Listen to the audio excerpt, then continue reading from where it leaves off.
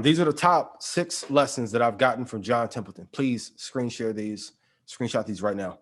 1, all investing is global. So we used to be in a marketplace where the market was separated. It's not separate anymore and has not been for a long period of time.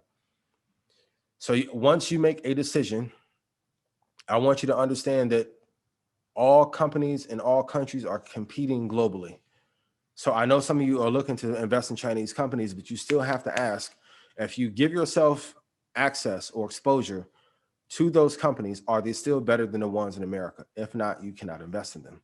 There is no separate market anymore. All of them are together and tied together unanimously. Number 2, always take a contrarian approach. So a lot of times, especially during a recession or a depression or a crash, all your friends or family are going to tell you, you're crazy. Don't touch it.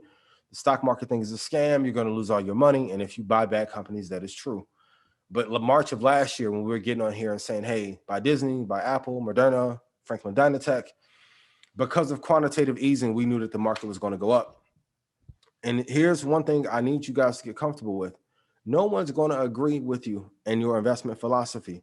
That's why it has to be your thesis and your thesis only. Number 3, you still have to make sure that the fundamentals are good. I remember Troy Rashad coming on and being like, do you think Boeing has actually lost 70% of its actual value because the market fell? No.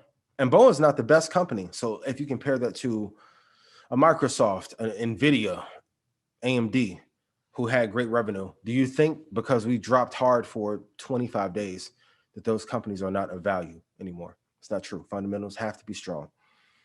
Number 4, don't be afraid to make big bets. So there's a time when you should put more money into the market, and there's times when you should stay away. But when we have excessive crashes and we're down 50, 60%, that's when you have to size in. I'm going to be honest with you. Today or tomorrow is not the time to put 100 grand into the market.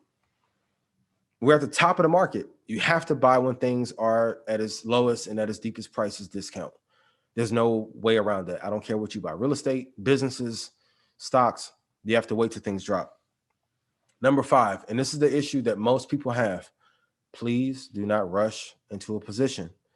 I know some of you want to buy Tesla, but it's not worth buying at 900. You know it's crazy, and the market is high last year when Elon went on Twitter and was like, hey, I think our stock is too high. And he was right. And then it fell 30%, and then it went back up. So map out the areas in which you want to be able to get in advance so you're not panicking and buying at bad prices and drawing down 25% when you don't have to. And number 6, this is the most important. Every time I FaceTime Troy, I'm like, bro, what you doing? I know what he's doing because I can see the screen glare. He's in those charts. And guess what he does not have around him? 93 people egging him on.